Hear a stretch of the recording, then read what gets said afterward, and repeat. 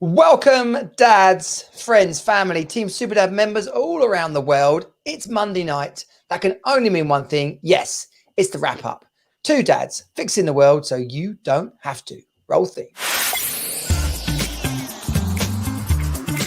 Welcome to Team Super Dad. Real dads creating their best lives ever. More time, more money, more fun. You are not alone. You're on Team Super Dad. Well, here we are. It's back. The wrap up 46, episode 46 this week. Glenn, a dating dad, infamously known across Twitter and Southeast England. Further afield if you're paying. And great to see you, Glenn. How's it going? Good to see you too. I mean, have I ever mentioned the fact that I am world famous? I've told you the story about once or twice. I've told you the story about Vietnam, I'm sure. Yes. Or Thailand, was it? Yeah. My was it my sister, my brother, my friend, my brother is Glenn. He's someone. Come on, for those who haven't heard it before, Very. If they haven't heard it before, they should have done. They should have been following us for a long time. But for very, very briefly, a friend traveling in Thailand managed to bump into someone that I'd met traveling in South Africa, and she mentioned she knew me. He just said, "I'm from London." "Oh, I know someone from London. Is it Glenn?" "Yeah," which is kind of weird. That's bloody brilliant because they do that, don't they? When you're away, it happens when I see my family in Chicago all the time. They're like. Mm-hmm. "Oh, yeah, man, I know an English guy too." John Smith. He's from Manchester. And I was like, "Oh, cool. Quite far away, actually, by the way." Mm-hmm, just a bit. But no, that's it. Nailed it. Like arrow straight through the flipping universe and into the 6 pixels of separation. 6 degrees of Kevin Bacon, that stuff. Yeah. But then I guess depending on the types of bars you frequent and the kind of people you hang out with, I like all the people in all the bars. That circle shrank pretty quick, you know. Like it's like a moment out of the Hangover 2 in particular. Mm-hmm. You Hangover 1 or Hangover 2, and I'm not really sure about 3, but Hangover 1 or Hangover 2. The movie. Oh, well, I don't remember them too well. I remember, maybe that's quite ironic, in fact. I remember the Hangover 1 more, and I feel like 1 or 2 evenings recently have been very much like that. Yeah. And I've had to work out what happened the next day, and that is always a good thing. Yeah. See, people love Hangover 1, but Hangover 2 reminds me more of some of my weekends. In what way? You stole Mike Tyson's Tigers? Oh no, and they're away, aren't they? And then there's the little Vietnamese guy who he takes them places, and it's just now I've never done what they got up to, but it did remind me of some of those weekends where you just like, oh. Well, yeah. You're not going to say you did it whilst on public radio. No, well, I've never had sex with a man, so that you remember. I mean, that addendum is a stated and actual fact. Yeah, well, so they got answers on a postcard, stamped, addressed envelope if you want to win a prize. We're revisiting some old themes here. Let's back up a second. You are listening to the wrap up. You are watching the wrap up if you're on any of the socials. I made a banner, so let's share it for the love of. There we go. Wrap up 46. We're going to be doing half century soon. It's going to be. I was going to say, with if we hit a 4, then we get a half century. Are we going to be able to raise our bats, metaphorically speaking? We should talk about the 100 because I've been watching a bit of that. 4 weeks time, we'll be quite close to. We'll be just before Maybank holiday. No, a Maybank holiday. Jesus, holiday. How drunk are we that we've woken up and it's back to April?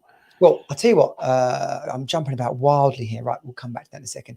You are listening or watching the wrap up, which is the Team Super Dad podcast. This is the funny, silly, irreverent show where Glenn and I sort out the world, discover random things, facts, coincidences and synchronicities from our past, which if you've been listening to us from the start of when Glenn joined me, which I think would have been about wrap up 20, something like that, 2022. Something like that, yeah. It was Legend has it, it's the point where it started getting really good.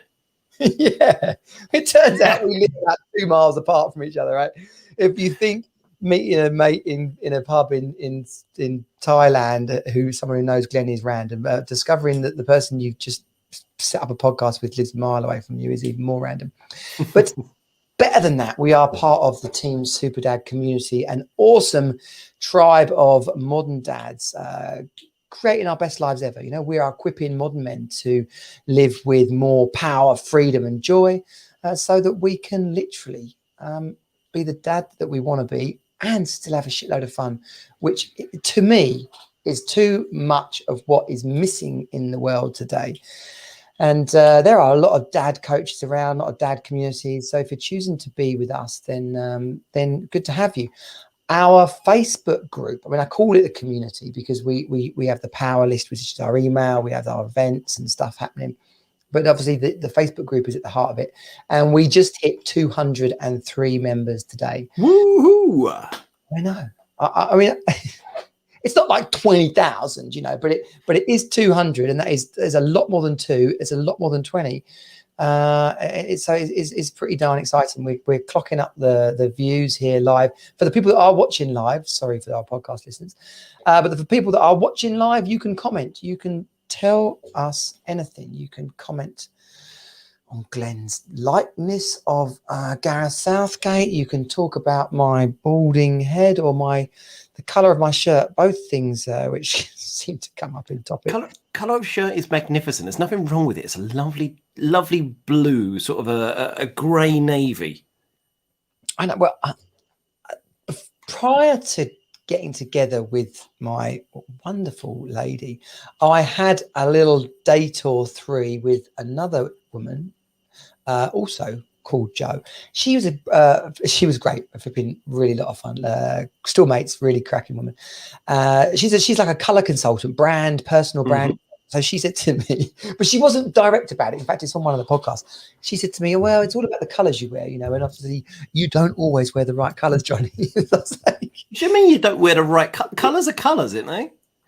I said, is this why it didn't go past the 3rd date? She declined to answer that. But no, so she just left that dangling. So I had to go on GQ, well, Google first, and then on a bunch of different blogs and stuff, read about how do you know what color suits you. And how do you know what color suits you? It's about you have a skin palette. So you have either a very sort of white, pale, kind of quite reflective skin, or as you can see from my face, I'm quite an olivey kind of brown. Not all real. I have a slight tint in my moisturizer, but it is. Sorry, you lost me at moisturizer. I've moisturized every day since I was about 16, since I started shaving. And that's why you look like a baby's ass. I know, I'm 47. That's pretty good, actually. I'm hanging in there, yeah. If only the hair had hung in there. So many of my friends, so many men seem to be bald these days. I'm wondering if it's something to do with sort of 90s club culture and alcohol fueled, but then or are men just bald? It's just a lack of comb over. Men don't wear hats anymore, so you can't hide it as well. And we don't comb our hair over in a certain way. So men just own it. You know, we want to be bald. Be bald. Own that shit. Well. Oh, there's just so many layers to this conversation. I love that sketch of flipping, who's the Cockney geezer, comedian, stand-up. Harry Enfield. Oh, he does Out. Oh, Mickey Flanagan. My homeboy, literally from Chingford.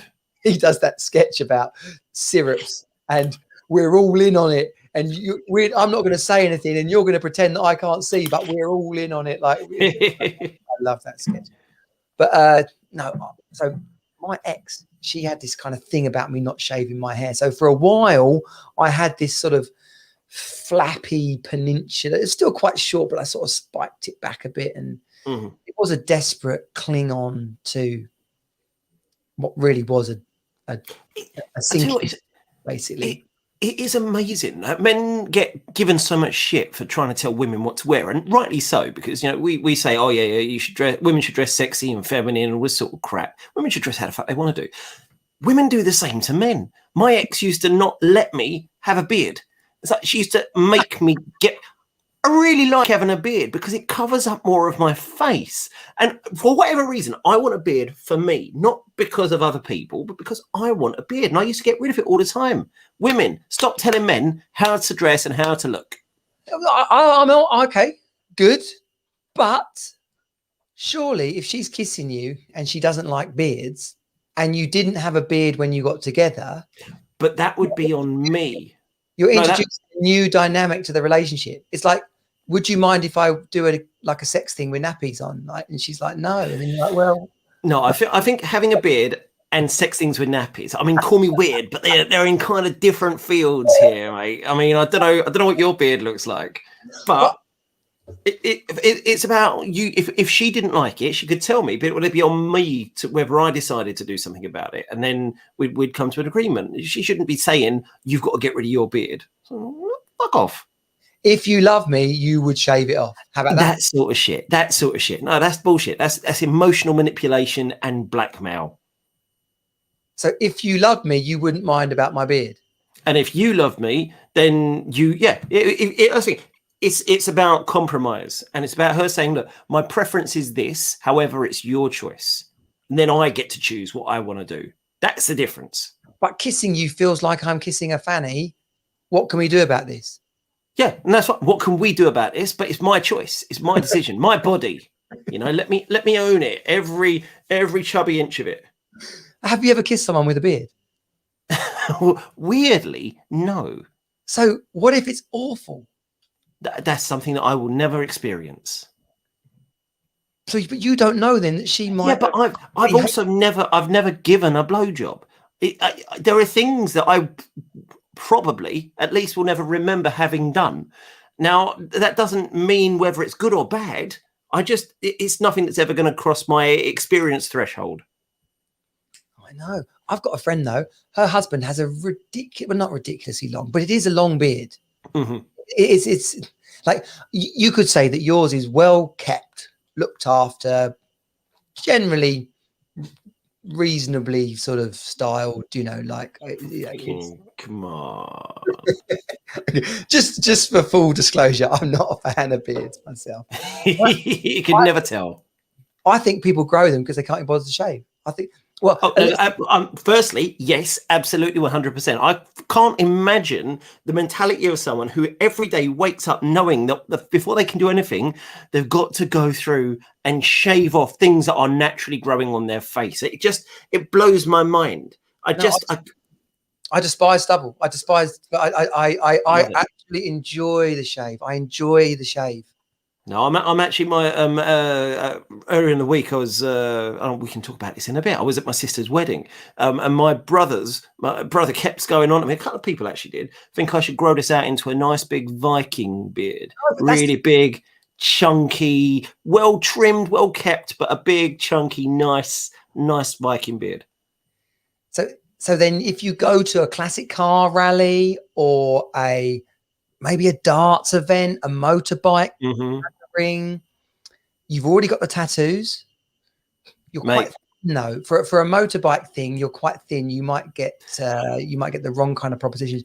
But this could be the trick, though. Maybe you've been looking in the wrong places for your next date. And well, I've actually started looking a bit more. I downloaded all the apps again this week, and I've been swiping like a motherfo. I've been doing. Got Bumble and Hinge and Tinder, and swiping away. Okay. And actually had one person sent me 4 or 5 messages on Hinge once, and one person's messaged me once on Bumble today. So out of a week of swiping, that's actually the best result I've had in about 2 years. Are you paying? Fuck no. Right. Someone said the other day, you if you want the results, you got to pay. No, if you want to give your money to another corporation, you've got to pay. But don't they play with the algorithms? They only show you the fit ones. If you haven't been on for 4 weeks, they'll show you a rush of fit ones. And not only that, for every woman, there are, I think it's somewhere, depending on the platform, between 6 and 9 men for every single woman. And that's not even every conventionally attractive woman as well. So for every conventionally attractive woman, there's probably about 20, 30, 40 men.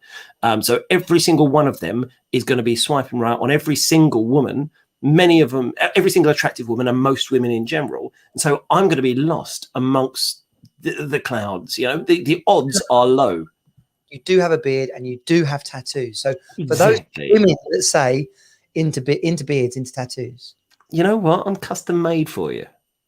I wonder, is that like a euphemism for Netflix and chill?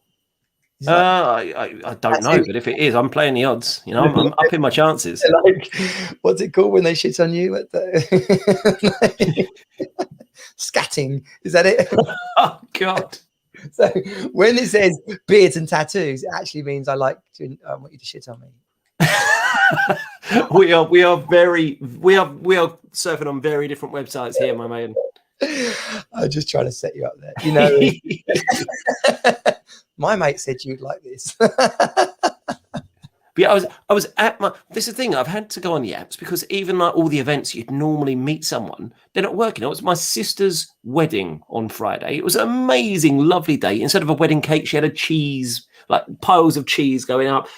It was a country mansion near me, like literally 15 minutes walk from me, opposite my kid's school. I had no idea it was there. Like a Beatrix Potter story. It was amazing. In the countryside. Country mansion. Yeah. I've been there. I know that venue.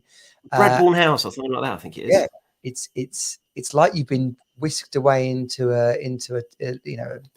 quintessentially English sort of summertime story. Yeah. Oh, it really is perfect weather, and she looked beautiful. And I love my new brother-in-law. They've been together for a decade. They've got a couple of kids, bought houses, and all that sort of that. So they're together. This was just this thing to do, and it was a lovely, lovely day. But of course, you go to these things. Firstly, I had my kids, so I wasn't really out on the prowl. But you keep your eyes open. I genuinely don't think there was a single woman there. No. Like at a wedding. This isn't the first time. I think I mentioned I went to a wedding last year, and there was one single woman there who was the mother of the bride. That wouldn't really have been the done thing either. So you're meant to meet people at these sort of events, and you just didn't. And so it was like, well, I'm just going to kick back and relax and enjoy myself because I do love a good wedding. There's something about just the atmosphere of everything. And we did drink an awful lot. I think I must have, I don't know how many hundreds I spent on shots and booze and bits and pieces. And I'm just I'm quite thankful that my children are incredibly responsible and they all looked after themselves. And we all kind of walked home together, and then I just got into bed and crashed out and passed out on the sofa. Face down. And my youngest boy, he did. I didn't realise this. Obviously, I was very, very drunk, but I didn't notice. He just went to bed, lay down in his full suit, and just lay there and just went asleep. And woke up next morning, staggered down, his hair all askew, and just as if he'd drunk nearly as much as I had. That's the photo I saw. I thought that explains that photo now. Yeah, totally. Kids can do that though, can't they? Kids, it must have been 23, 24 degrees last Friday. It was pretty toasty, yeah. Slept in a full suit. Mm-hmm. Kids, man. I got mine back this week. My buddy got COVID pinged. No way. Yeah, last week of term. Mm-hmm. Last week of primary school. So all those Facebook photos of here's my kid in 2005, here they are in 2011. Mm-hmm. I've got a video on YouTube of his first day, and and he's at school, full stop. No, it's I made this video of his first day. So we start off at home and he goes, "Hi, my name's Jago, and it's my first day at school. You might not have heard it. It's Jubilee Primary School." And then the music drops in, and then we do this whole like turning up thing. So we were going to recreate it, and then we flipping got COVID goonered, and so she had to go and get them. the coals of the Leavers barbecue were on. Mhm. So they were about to have their Leavers barbecue. So instead And of he got pinged during the day. It wasn't like he knew about it in the morning or something like that. no, because obviously the mum got pinged. They Right. were at a barbecue over the weekend, and someone, even though they'd done a lateral flow, they turned up having done negative tests, and then one of the people at the party woke up on Monday morning and had a positive test, and so they had to flip and shutting this party down. And so my daughter cried literally for 3 hours straight because she missed sports day.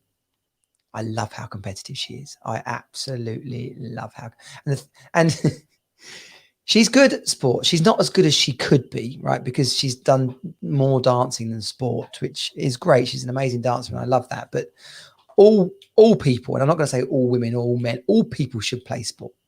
Like, I think it teaches you so much about yourself and about other people as well.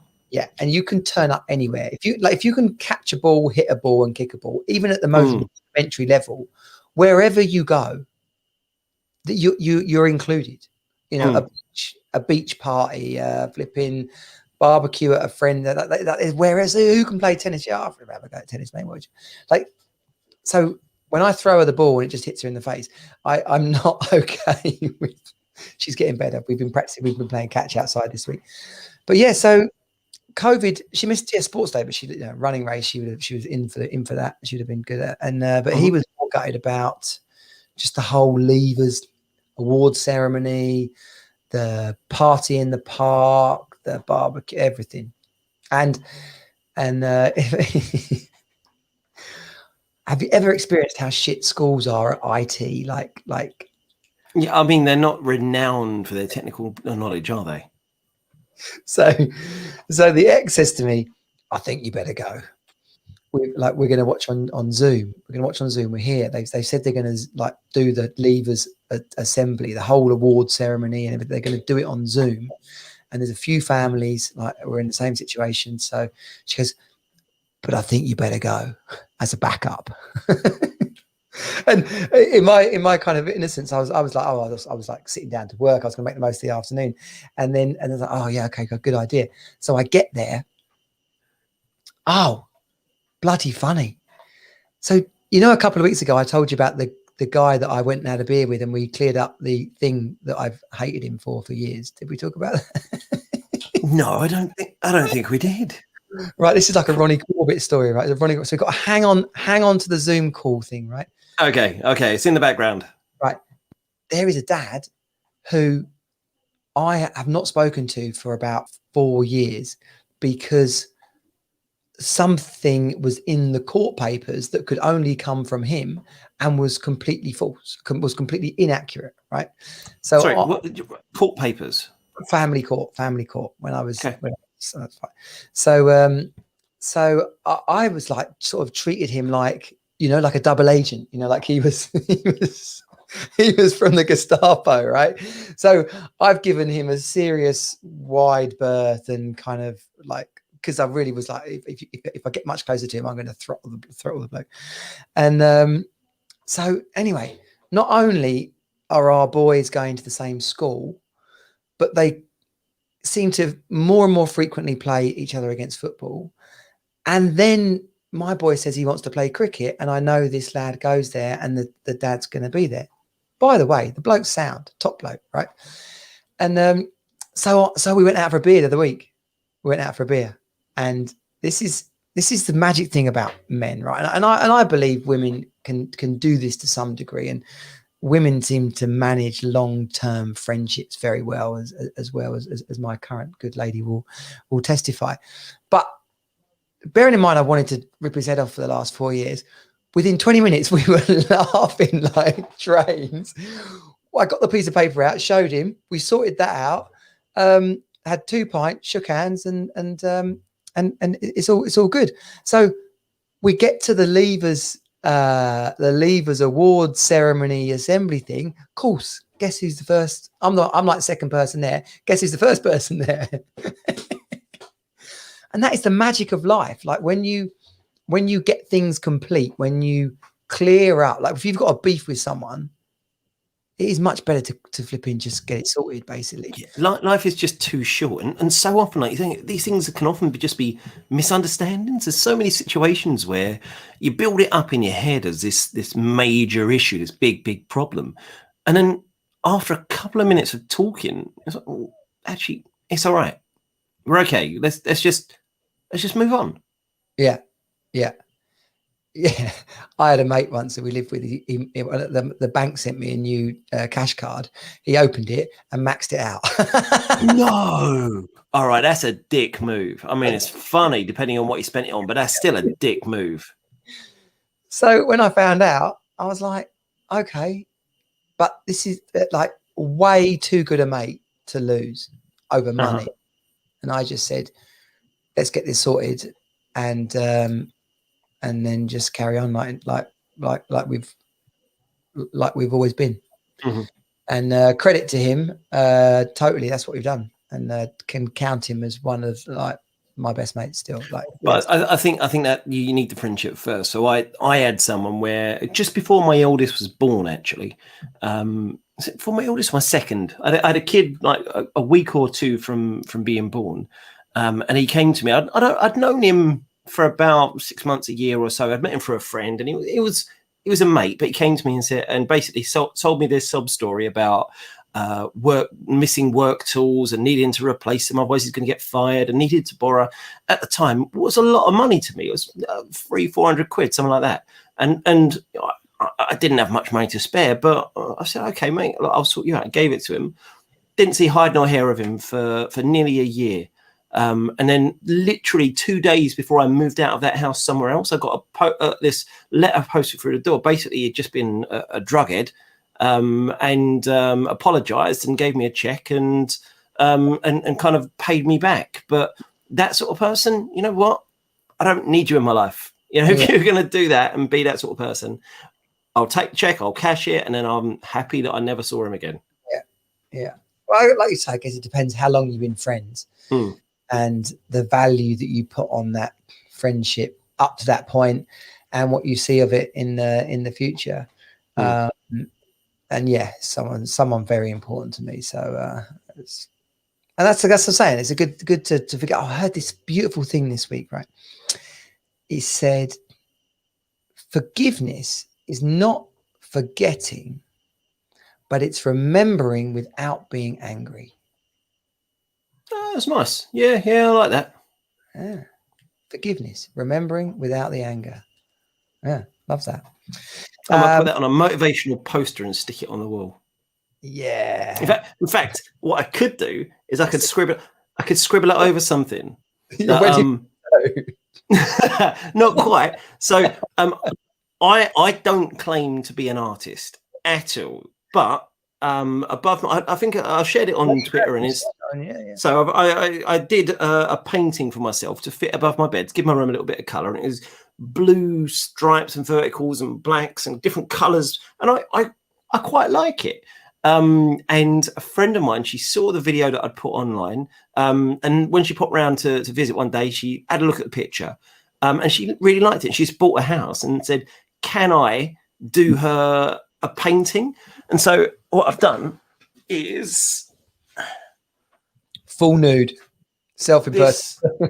This bad boy. You can't and for the people on the podcast. Oh, this is podcast gold. It's massive. It's 4 foot by 3 foot by 4 foot, and it's kind of blues and blacks, and there's a stripe of like white and gold and so on like that. The gold horizon in the middle.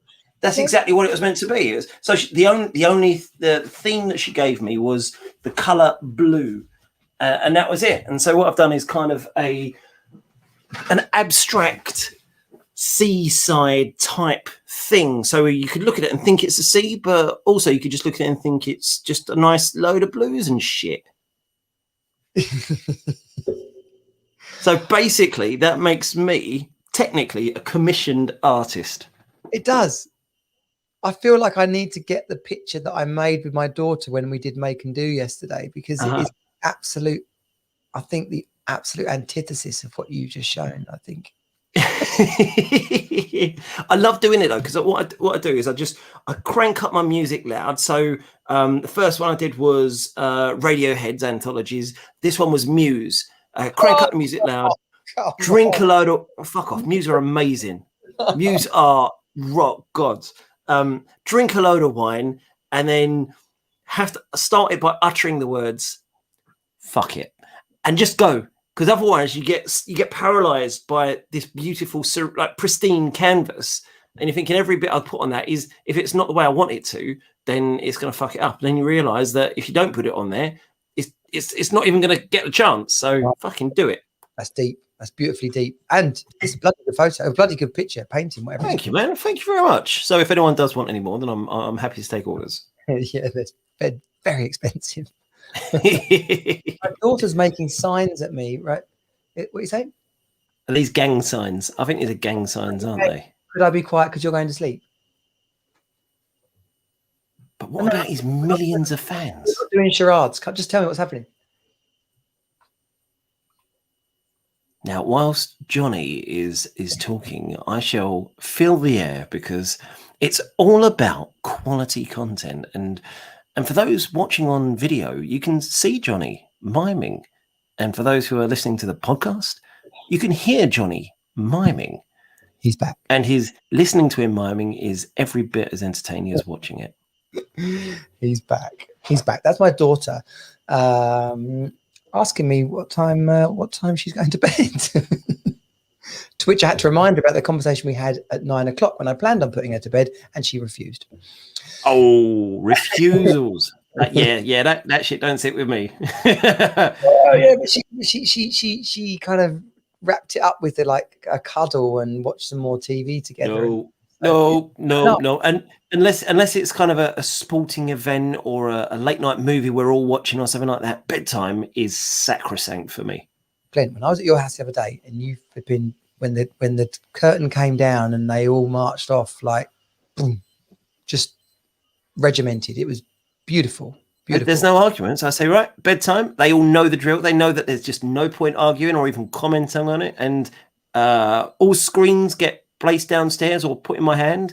Everyone goes into their bedrooms, and that's it. There is no coming down after that. It's what, you're dead to me. It was when you locked the doors and shouted "lights out." That's I got an inkling for a past career that you may have either enjoyed or missed out on having. Did your dad? No prison officers in your family. Let's just finish the story though about the Zoom thing, because Ronnie Corbett would never leave his story. Back at the school and the leavers thing, they'd not got it nailed at all. So as the ceremony, the awards ceremony, the assembly, the final moment of my boy's primary school history life, and he was missing out on, I can see him on my phone. He's sat in his mother's lounge in his school uniform, literally looking as, when someone's trying to put a smile on, but they're absolutely devastated. It was and the teacher's going to me, "We can't do it. We don't know. We haven't got a Wi-Fi password." You mean you can't do it? Just set it up, you dickheads. No, the school's hall. We borrowed one of the other school's hall, and they wouldn't give them the Wi-Fi password because that would be a breach of their IT. And so then, it wouldn't. so then they said, "Oh, we're trying to find you a guest password," but they couldn't find a guest password. So thankfully, I was there. I had a tripod, my mobile phone on a rig with a mic, because we've got the equipment, right? So everyone's looking at me like, "What the hell are you doing?" And then I get the nod and like, "Oh, we're really sorry, we can't." Like, is that why you've got all that stuff with you? I was like, "Yes, that's why I have all this stuff with me." God. So I was zooming to like 3 families, the leavers assembly. Yeah. So Steven Spielberg, eat your heart out. I probably could be. Yeah. No. Yeah. Well, no. I could be in it. I'm sure some of those kids looked as ugly as E.T. Well, they're at that age, aren't they? They're 11. Kids, bless them, when they're between, I'm going to find out for sure, but you know better than me, it's some sort of between 11 and 14. they just look like a bag of arms and head and boobs and shoulders. It's like you know, in those cartoons where they get some sort of transformation from one thing to another, like in I don't know, The Emperor's New Groove, where Cusco is turning from a man into a this, into a that, into a llama, and you've got limbs kind of poking out in random places and at different lengths and so on. That's what it is with kids. Like one day you'll wake up and their elbows will be so far out, yet their forearms will be short like a fucking T-Rex, and then you know, it'll be kind of legs will suddenly grow, and it's come on, you look like a cartoon, kids. Just you're human. Be human. Oh no. But they'll say, Daddy. It's like the ugly duckling, isn't it? Daddy, do I look weird? No, darling, you look wonderful. Oh no. Yeah, you absolutely look weird. Don't worry, you'll possibly grow out of it. Well, yes. No, you often see that, don't you? Like the especially I think I think obviously girls and boys, but you know, the girls like braces and the hair's all weird and glasses, and then boom, they hit 16, 17. And yeah, but this is the thing, everyone thinks this happens, and then they take the glasses off and they undo their hair, and all of a sudden they're these pristine goddesses. It's like, no, that doesn't happen for most people. Most people are not in that top 10% of attractiveness, and that's okay, because everyone can't be attractive. Some people are gonna be ugly. And most people are somewhere in the middle, and you have to find where you are, be fucking comfortable with it. And then if you want to improve that, do things like shaving your head and growing a beard. That's what you've got to do. That's all there is to it. Just own what you've got and maximize the shit out of it is what I'm saying. Yeah. Well, that's how you get ugly short blokes with hot women. Is because they bring as Gok Wang said, it's all about the confidence. And any man who walks into a room and you can tell when someone's got it. You can tell when someone is actually confident. And that is one of the sexiest things in the fucking world, is a man who doesn't matter what he looks like, who knows who he is and knows what he's about and knows what he wants. Yeah. Well, this has been a bit of a theme this week in Team Superdad. Is just about that inner happiness, and how long would you put up with not being happy before you decide, hang on a minute, I'm not happy, and I'm going to do something about it. Mm-hmm. And the difference between deciding you're going to do something about it, as opposed to trying to fix everybody else, or blaming other people, or it's my job, it's not fair, she's a nightmare. I mean, I did a lot of that myself, you know, and it sadly, that can mean that as you work through some of that your stuff yourself, like, this is not what I signed up for, or you can't just do one on your kids, because that's not okay. But if you're in a relationship that just isn't working, if you're in a job that just isn't making, you know, isn't fulfilling you, or is wearing you down, then your happiness is your responsibility, just like your confidence is your responsibility. We got to stand up and what's that? You know, stand up and be counted. Like it's time to say, right, okay, well, this is what I'm up to. This is what I'm not willing to take. I just been chatting to a guy today, and I had to say to him,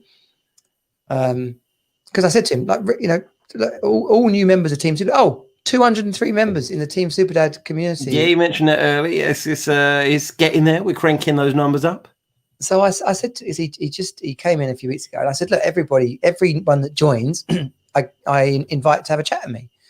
And so he's telling me all this stuff, and then he didn't book the call, and I said, and I was like, look, I'm not qualified to help you with some of the stuff you've just mentioned, and we might not be right to work together, but dad to dad, man to man, take me up on the opportunity to have a call, because I've probably been through some of your stuff, and you could take something from that will help you end this shitstorm that you think you're stuck in. Well, it's about people owning that, because I think I may have mentioned this already on the pod, so sorry if I'm repeating myself, but you know, we can pick up new listeners all the time. I work in sales. And we call it loads of different things, but a big part of my job is sales. And there are only two winners in any sales process. There's the people who actually win the contract, And then there's the people who spot it's not right and they're not going to win, and they stop it really, really quickly so they don't waste their time. Yeah. Everyone else, to a greater or lesser extent, is a loser. Now, if everyone goes into relationships thinking they're going to win, otherwise, why the fuck are you going into it? Now, if at some stage you realize I'm not going to win on this, then the best thing you can do is say, you know what? Let's cut this. That's done. Let's call it a day and let's move on. So I'm not wasting your time. You're not wasting my time, and nothing gets any worse. The quicker you do that, the better it's going to be, and the more likely you are to win out of that situation for yourself. You're not a loser unless you stick around in something you absolutely know is not right for you. Yeah, it's not the 1950s. We're not stuck married. It's not a flipping curse or sin to get divorced anymore. It doesn't mean you're a freak or a loser. Do you know what? That whole till death do us part thing. Well, it means all ghosts are single. So you know what? In the afterlife, I'm going to be fucking laughing. No, I hung on to my vows big time. And I think like all the bits of the vows are good and solid, like listening in health, rich and poor, definitely. Mm-hmm. Until death do us part. Having been through that experience now, I'm kind of like, do you know what? It's not till death do us part. It's like, so long as we stick to the thing that we said we were going to stick to. And this is not to say marriage and relationships in general are disposable. Far fucking from it. You work the shit out of it. But that's because you want to make it work and you still see value in it. Yeah. And while you're still into that, then work your ass off, make it work. Relationships are not always easy. And I hate this throwaway culture that we've got that people just think, oh, well, let's just chase something else. No, actually, sometimes relationships need you to work through some shit. But it's when you know, everyone fucking knows, when you know it's not right and it's not good and it's going to be hard to break up. Be brave. Be a man. Own that shit. Own your future, because you're not going to get any more of it. This is a finite life we've got. So make sure that you cut your losses as quickly as you can and get ready for the next chapter. Yeah. And actually, that attitude as well may well cause the bring about the repair that's required as well. Because too often men have been pussyfooting around like, oh, I can't break up. I can't lose this. I got all my family. It's very easy for me to say that after 5 years and having been through the flipping eye of the storm and hell, flipping mental health and all that stuff. It's easy to say at this point in time, 5 years, you'll be all right. But being divorced is no picnic at all. But staying in a relationship that hasn't worked for however many years is a flipping waste of life. So, but it can also be the thing that might spark that relationship back into life, because there is a thing about if you feel like someone needs you, like absolutely needs you, they can't survive, mate, that's a lot of pressure. That's not nice. But if they're with you because they want to be with you, they're choosing to be with you actively, not just because it's easy, not just because it's what they know, but because they actively want to. That becomes different. Now, that means if you're with someone and that they think, oh well, he's always going to be with me, it doesn't matter what I do, I can fuck around, I can do what I want, and we'll always be there, then that lessens your value in that relationship. Whereas if you're in a position, you're saying, you know what, I want to be in this relationship and I'll work hard at it, but I don't need to. Yeah, I can walk away at any stage. I will be fine. Well, and that raises your status, it raises your value in that relationship and makes the other person think, you know what, maybe I need to invest a little bit in this. Maybe I need to earn their love a little bit more as well. And it can really change and level out that power divide. Yeah. Well, codependency. I didn't even know really what that was or what it meant until someone brought it up with me. And I was like, oh my gosh, yeah, totally did that. So like, you can't be happy unless you're with that person. You can't be happy unless that person supports you. You can't and part of being in a community like Team Superdad, being in a group of men, like-minded men, people that are lifting you up, holding you to account, sharing knowledge, that is so important for men, because you're not then asking that of your partner. Like, your relationship does not need that shit. You don't need to be each other's being everything. because it's just too much. Sure, be an encourager, be a supporter, be a lover, be a partner, like be a friend, but it can't be everything. And that's why you need to say to people, like, can you just get yourself off somewhere else and get the support and love then come back when you're ready to have some fun?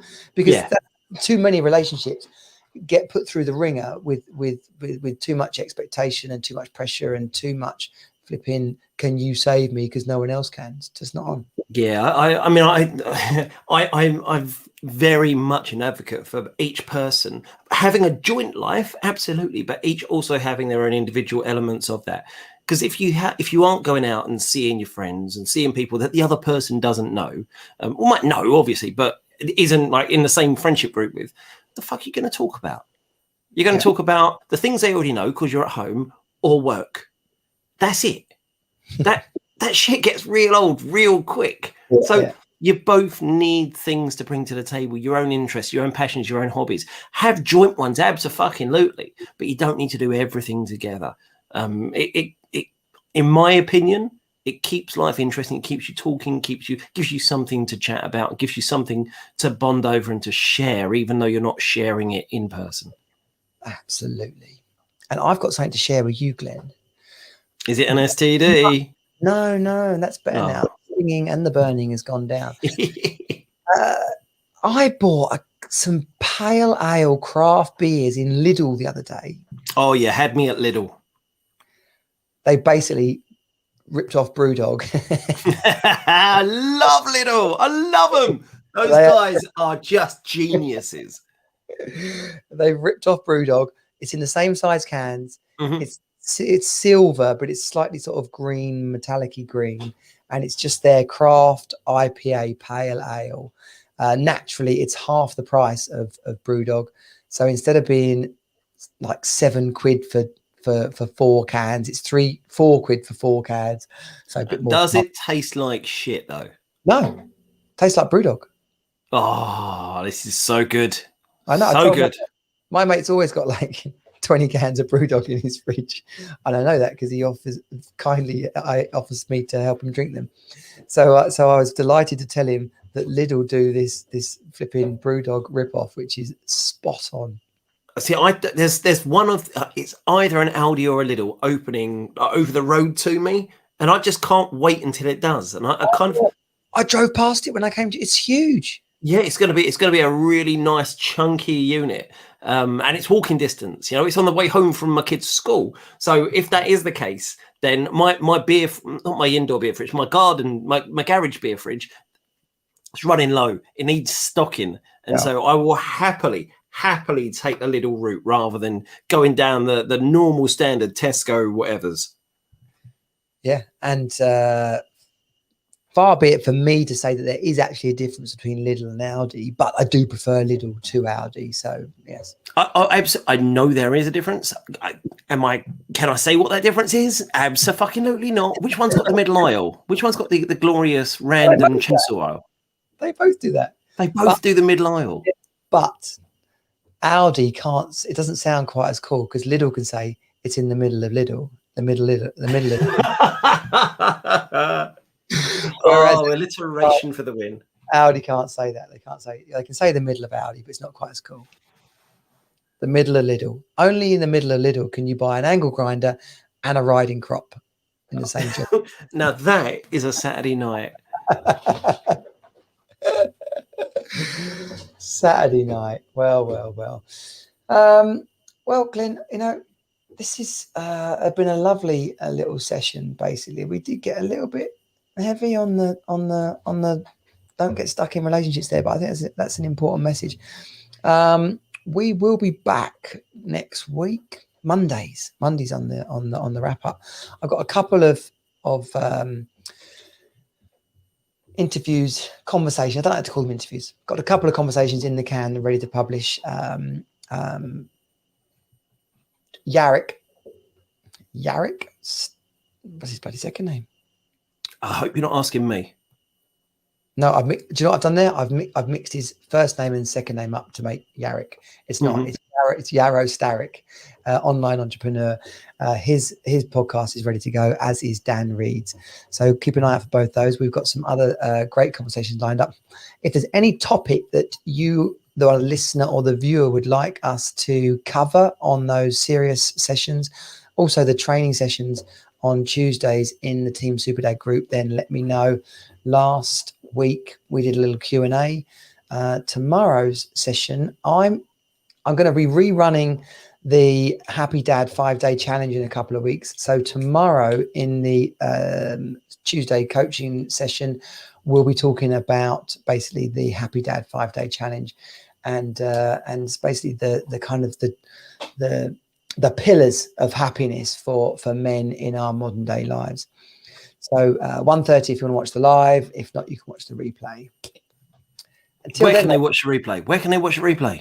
Well, thank you for that. The best thing to do is come to teamsuperdad.com/group, and you will get both the invite to the live event and you'll get shared the replay as well. So be sure not to miss it.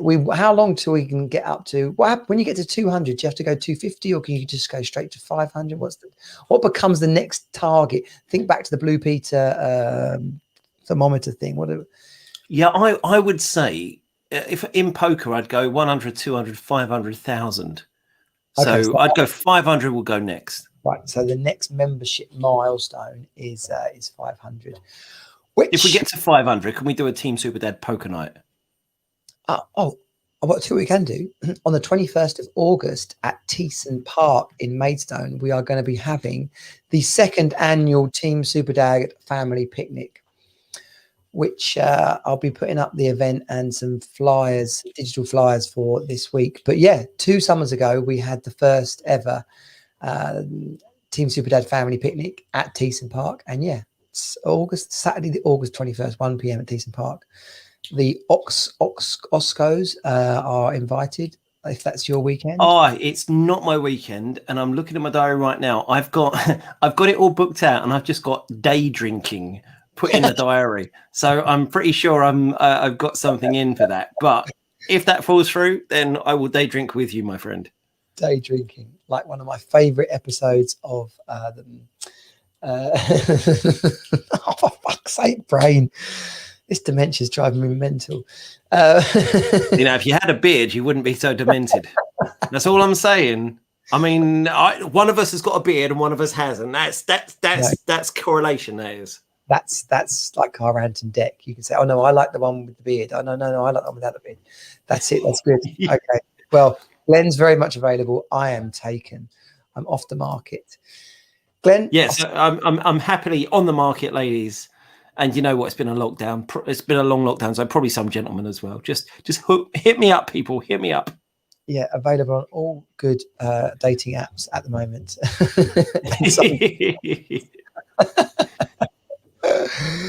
Glenn, as always, lovely stuff. I'll see you next week. Have a good one. Till then. This has been Team Superdad. Find us at teamsuperdad.com. Join the program and create the best life ever for you and your children. You are not alone. You're on Team Superdad.